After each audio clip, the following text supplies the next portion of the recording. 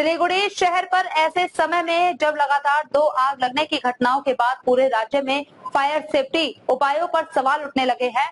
राज्य के tourism minister Shankar Ghosh ने होटलों में फायर सेफ्टी उपायों का कितना ठीक से पालन हो रहा है, इसकी खास मॉनिटरिंग का आदेश दिया है।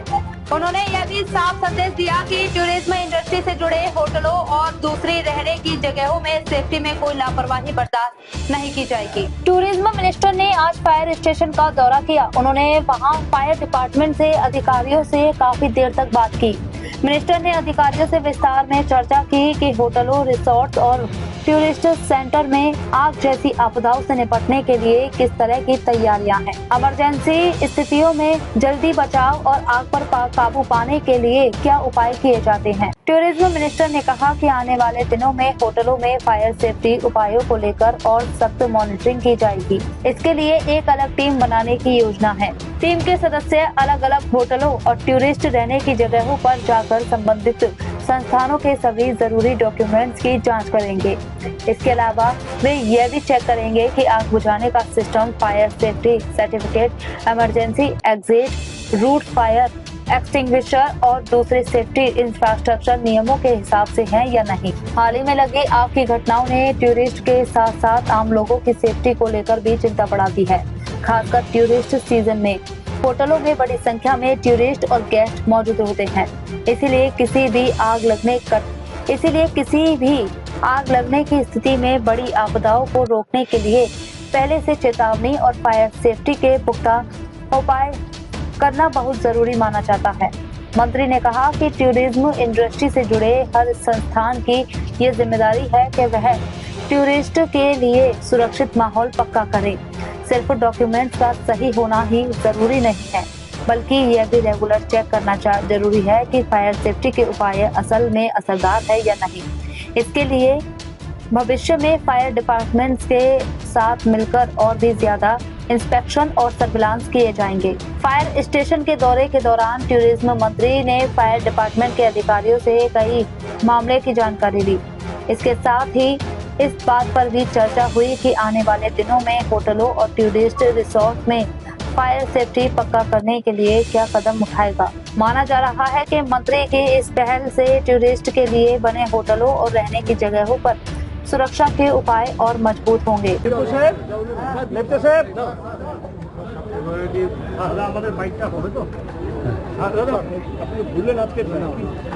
দেখুন, মূলত পরপর দুটো দুর্ঘটনা ঘটেছে। শহরে যাতে দুর্ঘটনা না ঘটে সেটা নিশ্চিত করার জন্য এটা এক অর্থে অ্যাওয়ারনেস ড্রাইভ।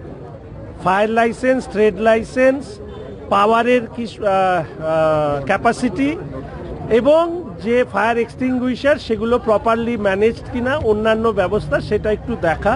কয়েকটি জায়গায় গেলাম, একটা লজ, একটা হোটেল, একটা রেস্টুরেন্ট এবং একটি শপিং মল ইত্যাদিতে যাওয়া হবে।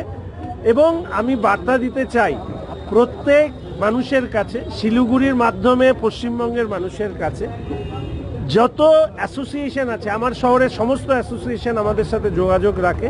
আমরা প্রত্যেক অ্যাসোসিয়েশনকে বলছি যে সরকারি নিয়ম মেনে চলুন। আগামী 1 মাস আমাদের একটি ইন্সপেকশন টিম তৈরি হবে, যারা বিভিন্ন জায়গায় পরিদর্শনে যাবে। সেখানে পুলিশ থাকবে, ফায়ার থাকবে, পাওয়ার থাকবে, কর্পোরেশন থাকবে। Building plan, fire licence, trade licence, পাওয়ারের যা আছে এই সবটা একসাথে দেখা হবে।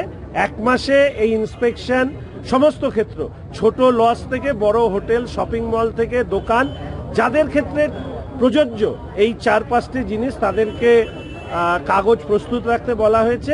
কাগজে কোনো দুর্বলতা থাকলে আমি কমিশনার সাহেব এবং পুলিশ এবং ডিএম, এসডিওকে বলে দেবো যে সেটা এই মুহূর্তে লক করে দেওয়া হবে। যতক্ষণ না পর্যন্ত এই কাগজগুলো ঠিকভাবে হচ্ছে না ততক্ষণ খুলবে না। ছোট ছোট লজ ইত্যাদি তৈরি হয়েছে। আমি লজ মালিকদেরকে অনুরোধ করব যে নিয়মের মধ্যে থেকে এগুলো চলুক। যদি কোথাও এই নিয়মের গাফিলতি থাকে, দুর্বলতা থাকে, এগুলোকেও বন্ধ করে দেওয়া হবে। কমিশনার সাহেবকে বলা হয়েছে শিলিগুড়ি শহর জুড়ে লজ আর যে গোডাউন ইত্যাদি, যেগুলো এলাকার পক্ষেও মানে বড় অগ্নিকাণ্ড তৈরি হওয়ার কম্পোনেন্ট হিসাবে কাজ করে, সেগুলোর বিরুদ্ধে স্ট্রিক্ট অ্যাকশন নেওয়া হবে। এই সমস্ত কিছু তথ্য কমিশনার সাহেব এবং ফাইল লাইসেন্স করে দেবেন।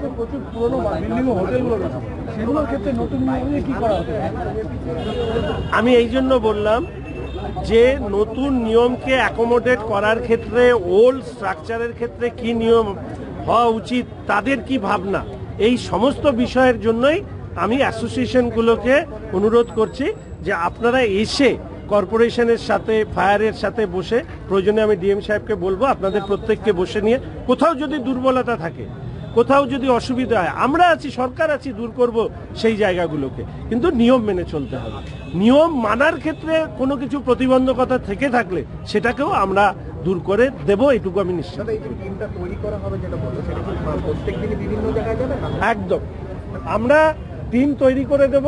দে উইল ভিজিট কামিং 30 days, যে কোনো জায়গায় তারা যে কোনো সময় গিয়ে এগুলো চাইবে। কোনো সময় যদি গাফিলতি থাকে দেন লক এন্ড কি করা হবে, ওটার সাথে সাথে ওটা বন্ধ করে দেওয়া হবে। তারপরে কাগজ তৈরি করে নিয়মের মধ্যে দিয়ে খুলবে।